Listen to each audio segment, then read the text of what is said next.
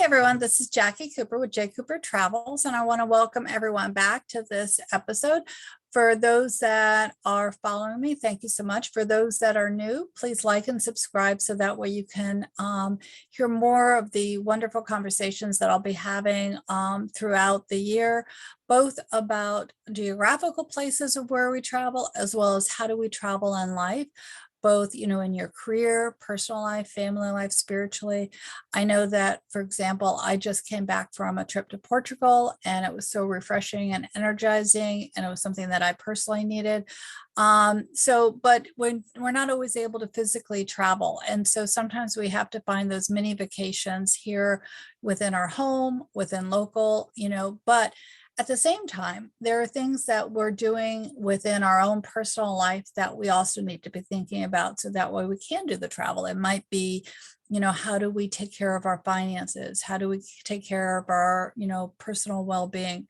So today I have a special guest on, and I'm going to have her introduce herself, but I think that this is a really great topic for everyone to take a listen to, because whether or not you're a business or an entrepreneur, everyone has needs to think about a budget, needs to think about, what are they doing? And her personal story, is very inspiring, and you might find a takeaway that will help you on projects that, are passion projects for you. So Stacy, welcome. Thank you so much for being on. How are you doing today?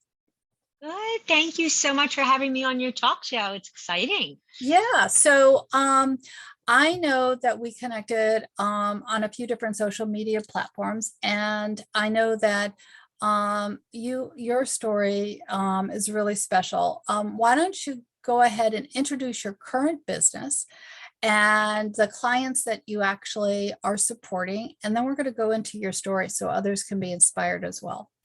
Oh, thank you so much. So I am the founder and principal consultant at A6 Financial and Business Optimization. I've only been active in business for around 2 years on my own. I come from the higher education and corporate side of the house. I like how you talk about your personal journey and travel. I started out studying the law and working as a paralegal for many years until I found my passion for the numbers, and then moved into the financial side. Like you said, everybody needs a budget.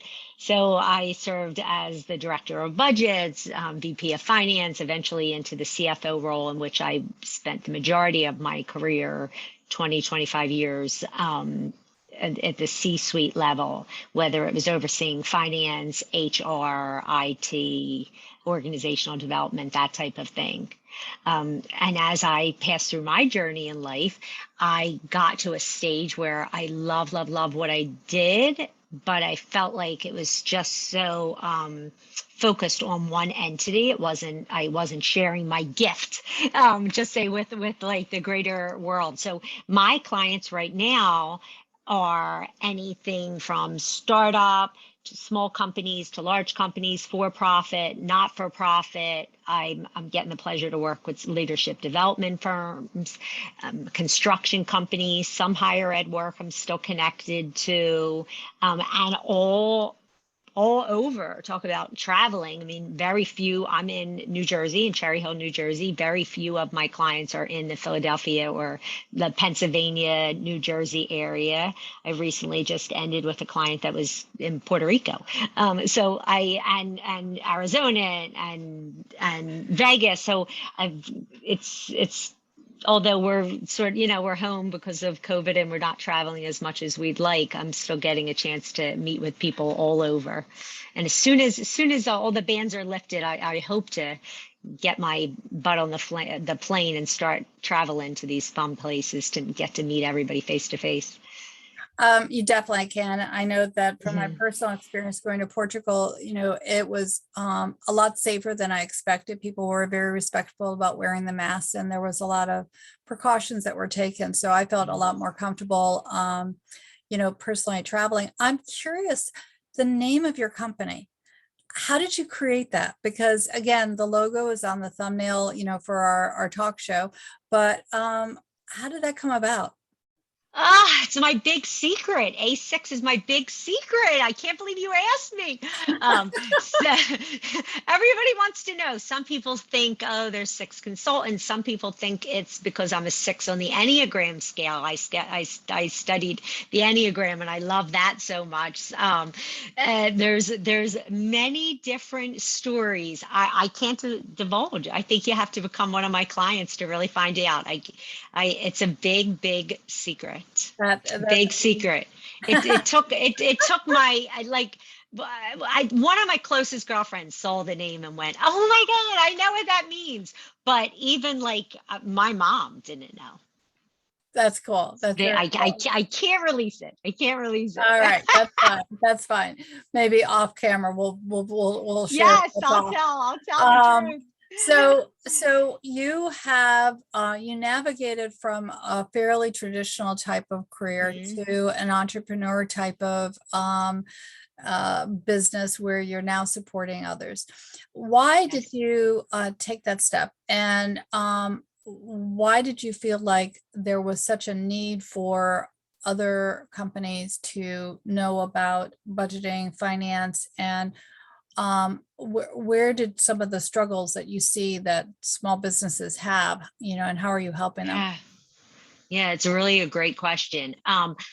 I so many years being as a CFO or in the C-suite, I really felt like I was really good at what I did.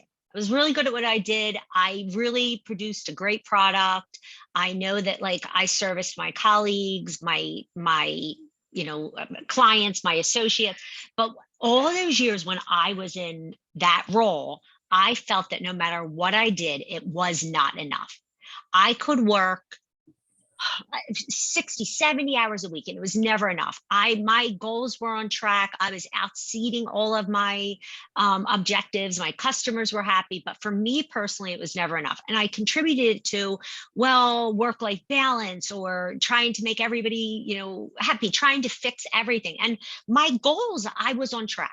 I was always on track with my goals, but as a perfectionist, there were always other things that I wanted to get to. Oh, if we could only rewrite that employee handbook.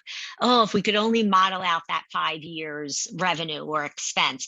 And so I had spent probably my last 4 or 5 years searching for, are there companies that you could hire to fill in the gaps, like the watering holes of things that are popping all over. And you can find temp agencies when you need a front desk receptionist. You could find temp agencies if you need an accountant. If you need a fractional CFO or a CFO on retainer, it's very, very difficult to find somebody.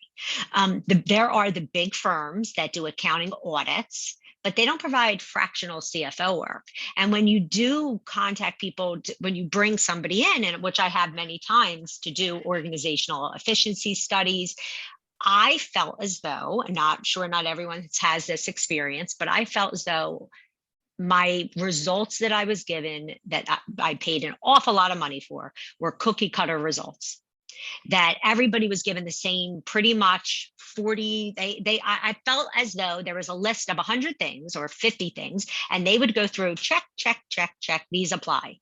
And I never felt like anybody ever looked at, deep dove into the information I gave them. Did they even read the documents? Did I give them I was paying for a personalized assessment of my organization, or I was paying for someone to really roll up their sleeves at this chief level, like whether to support a president or to support myself as the CFO or the COO, to roll up their sleeves and actually deliver us a product. And it's just really a niche market that I could not find. So like I said, 2 years ago, I branched out on my own and I said, I want to create a CFO on retainer company. So, and you'll see some playing with the A's on my my Facebook or LinkedIn or Instagram site or whatever, that it says like A's for accounting, for accountability, for actionable. But like I said, you'd have to be one of my clients to get the real secrets behind it. I'll tell you off camera.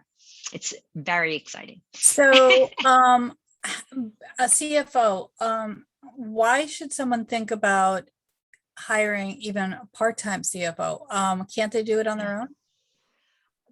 And the people that I work for, the presidents, the CFOs that I work for, the VPs of HR, they can totally do it on their own. They are super high functioning visionaries. They know their business. The issue is there's not enough hours in the day. Exactly. They know what needs to be done. They're not like most people, they're not coming to me saying, I'm lost, I don't know what to do. I mean, once in a while I offer business therapy, and I do that. Like we all have our days where, even myself, where I'm like, what am I doing today? So there are those conversations where someone's like, I don't know what to do first. But for the most part, I really am working with such inspiring leaders. And if they could clone themselves, they'd have all the answers they needed. But unfortunately, you can't clone yourself. So you can't get two of yourself. And you can hire lower level support, but it's very difficult to hire the higher level support that you can hand over.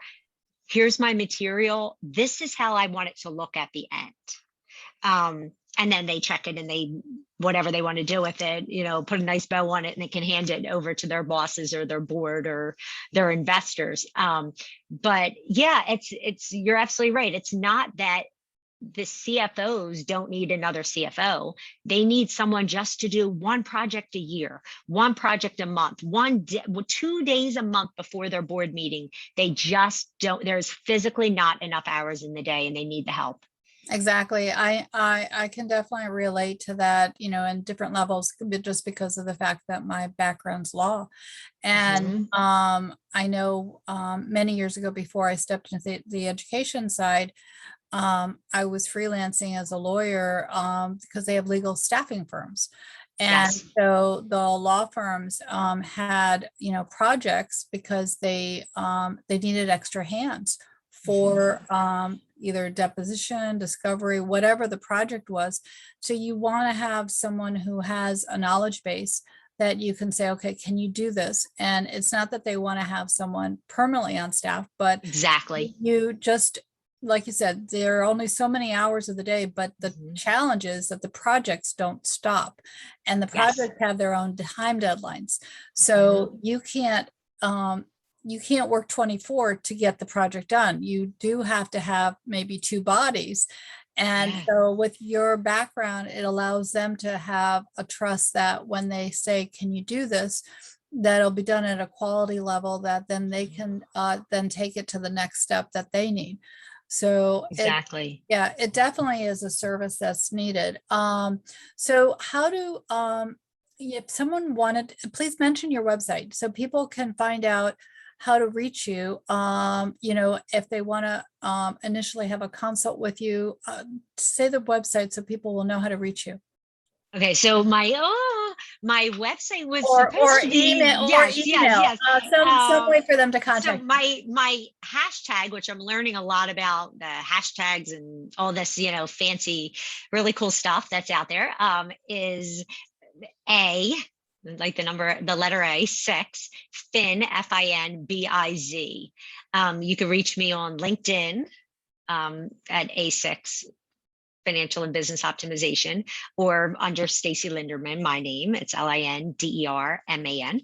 And I'm also on Facebook, same hashtag, the A6FinBiz, and also on Instagram. My website, which will tie it all together, is hopefully being released maybe before the podcast comes, maybe before your talk show even airs. But early October, hopefully. Well, so everyone, the contacts, if you don't have paper and pen, don't worry. The contacts are definitely going to be in the block below. So that way you'll be able to go back to the JCooperTravels episode that Stacy's on, and you'll be able to write it down. So, definitely make contact with Stacy. I always am doing one tip, one place during the podcast. And if there was a tip that you would share with listeners as a takeaway tip for them, what would it be? Oh, on the travel side? No, or just on the business side. What one? on the business side. On the business side. that just because they need to bring in additional resources doesn't mean that they're not amazing. I had someone say, I had a coach many years ago that she was like, well, you need to bring, you need help. And I'm like, I don't have the funding to hire a full-time person. I just, and as a chief financial officer, you're handling the HR, and there's issues every day, and the finance and issue every day, and the auditing time comes, and you're if everything is ran smoothly and perfect, there's no complaints and everything's beautiful. So nobody knows how much you're really drowning and how much you really want to get done to redesign your organization. So just that there are higher level hands out there. I think that that's a really good statement, because many of us keep thinking we have to hold on to the reins and hold on to the projects, but you can delegate, and you can delegate to a team, and someone like yourself can definitely be part of the team. Now let's flip over to the one place. What one place because I love travel, and there are many places that I haven't visited yet. What's a place that you would suggest to someone to maybe check out and see? I have to pick something local as I'm in New Jersey. I'd say the Jersey Shore is wonderful. Ocean City, there's so many like little nooks and crannies and beaches and walkways, and it's just some beautiful fun little restaurants and BYOBs, and I think the Jersey Shore is fabulous, and probably doesn't I don't think it's known as much as it should be. Well, it's probably good that it's not known as much, so it doesn't get as crowded.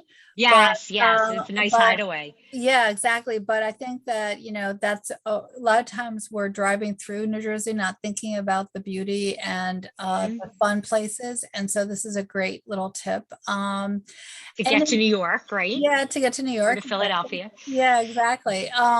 So one of the things that I just want to mention for all the listeners, and some who have been following me might know already about Legal Shield, but for those that are new and listening to this episode, I just want to kind of mention that I'll be putting my Legal Shield link below, because if you're thinking about a team, you definitely need to think about not just, the doctor or the dentist on your team. You definitely need to think about your financial advisor, whether it's a CFO part-time or an accountant.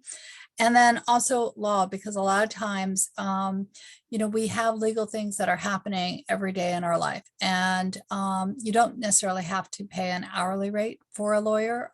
You can have something that's really affordable and quality. And so with Legal Shield, it's really not even $1 a day. And you can have a will, you can have unlimited consultations with a lawyer. And whether you're a small business or an individual or an entrepreneur, there's a lot of different things that legally, we are always involved with. And I personally, even though I'm an associate with Legal Shield, I'm personally using Legal Shield as well, because I don't think that, even though I'm an attorney, that I should represent myself. So again, just check it out, see if it's something that could blend with what it is that you need, and reach out to me if you have any questions. Stacy, any last minute thoughts on your business, or for the listeners, in terms of what things that they might think about, and how, again, they can reach back out to you? If I have a final minute, I would just love to say that your travel talk show is amazing. I think that's my point to them. They should be following, and I really have enjoyed watching your stuff, and how lucky we are that you're having people like me on. I appreciate it so much. No, I appreciate it. And I love having you on. I love having all my other guests on, just because I'm meeting people all over, and everyone's story is really special. And it inspires me because, again, what you've done in terms of stepping out, that takes courage.